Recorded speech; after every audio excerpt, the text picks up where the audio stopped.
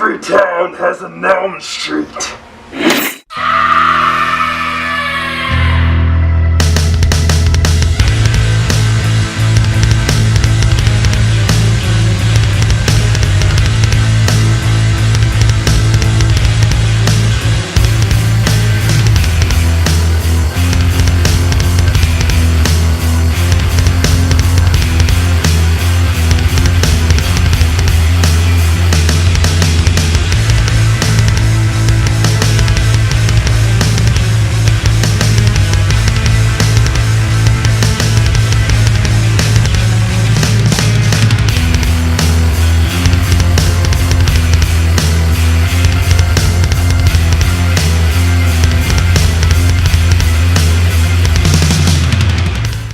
Hello YouTubers, my name is Frederick Lopez, you're in a new episode of The Final Cut, and today we're going to be going over Freddy's Dead, The Final Nightmare.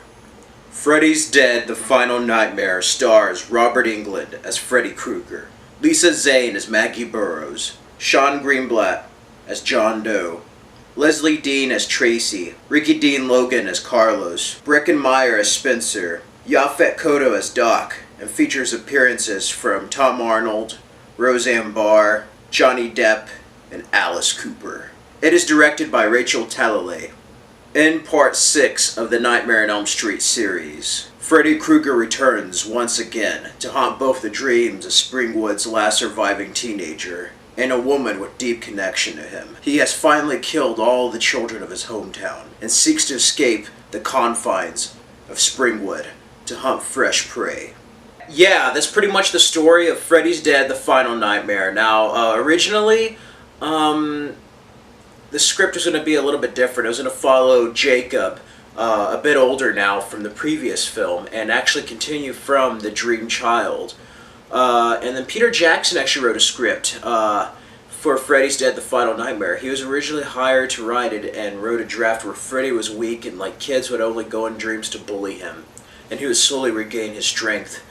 And they ended up scrapping that and then going with Freddy's Dead, written by Michael DeLuca.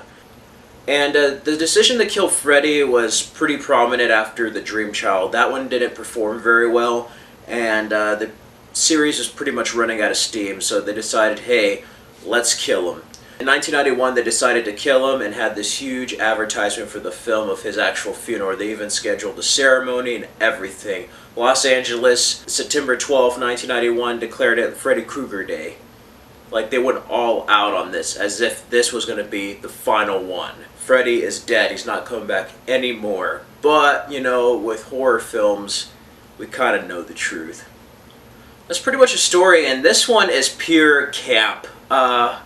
It's not as serious as the other ones at all. As a matter of fact, Freddy's gone so self-parody of himself that he's pretty much become a Looney Tunes cartoon. However, that does not deter Freddy's Dead being a really enjoyable movie, because in my honest opinion, I actually kind of enjoyed this more than I did the last one. It's almost a culmination of what the franchise has become, and you almost have to, basically, deconstruct the series. He has to, instead of self-destruct, just deconstruct in every possible way to die.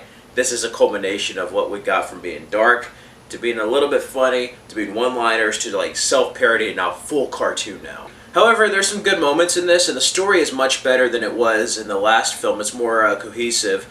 But yeah, the funny stuff is Looney Tunes, where he's just putting spikes up for a guy. He's the witch from Wizard of Oz. There's some great kills in the video game. They make a reference to Nintendo's Power Glove. Even though Nintendo didn't give permission for New Line to do that, it's play with power. And he kills this guy in a video game. Johnny Depp makes an appearance. He's this is your brain without drugs, and then he cracks an egg. He's this is your brain on drugs, and then Freddy hits him, and he's just looks like it's just a pair of eggs frying. Alice Cooper makes an appearance as his father. And then there's this whole twist of him having a daughter, which I thought was brilliant. There's an extra layer to the backstory that we get to find out for this final installment. It turns out that Lisa Zane is Freddy Krueger's long-lost daughter. She witnessed him murder her mother after she found out about the children being killed. And not shortly after that, she was taken away and they basically burned him. There's something called the Dream Gods brought him back, 3 little heads. And this is the first New Line Cinema film to be filmed in 3D. but it wasn't very good 3D, and it's not the filmmaker's fault. The technology wasn't that far yet. So it's blue and red, and you have to put them on at the end, and the whole ending is in 3D, or so to speak. It looks like it's 3D. The characters actually have to put them on, and I thought that was a neat effect, but again, it may have been too ambitious for the time. It was just kind of too ahead of its time, I feel. I wouldn't mind seeing what that would do now with the technology, but I have to say Rachel Talalay did a great job. I thought they could have gone more serious and scary, but this was a logical conclusion, and if it was the end, it was a fitting end. And it was almost more of like a homage to everything that came before. And like, you can try some stuff new, but really it just has to end it and just like, here's the result. But one creepy part, they go to Springwood and no kids are around. All the adults are by themselves. They're at the fair. That's where they have Roseanne Barr and Tom Arnold, and like, there's no kids.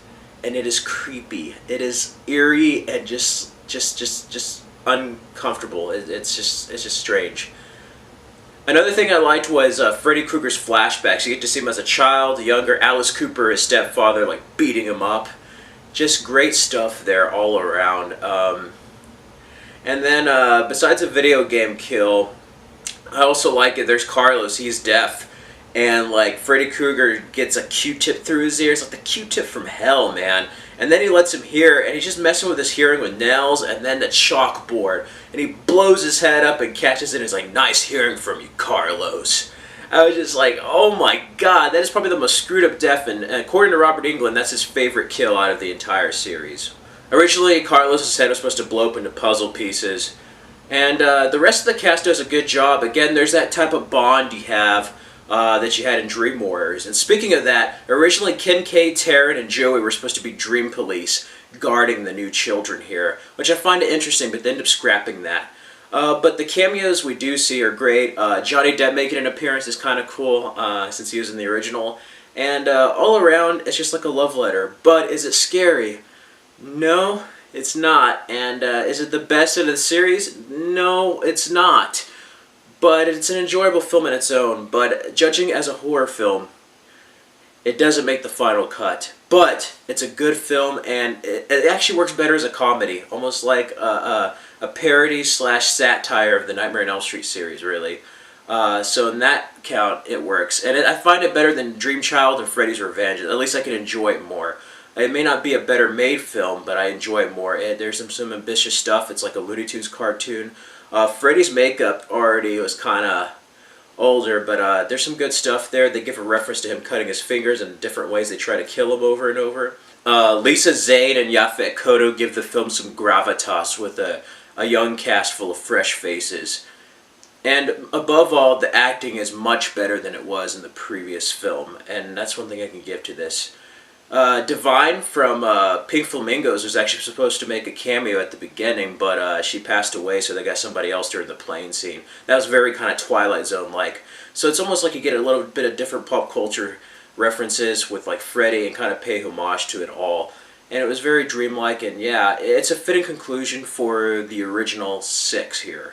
That's pretty much the logical conclusion they could have gone with. Now, could it have been more scarier? Yeah, they could have really mixed in more of the scares. And then it even has a best line where it's just like, every town has an Elm Street.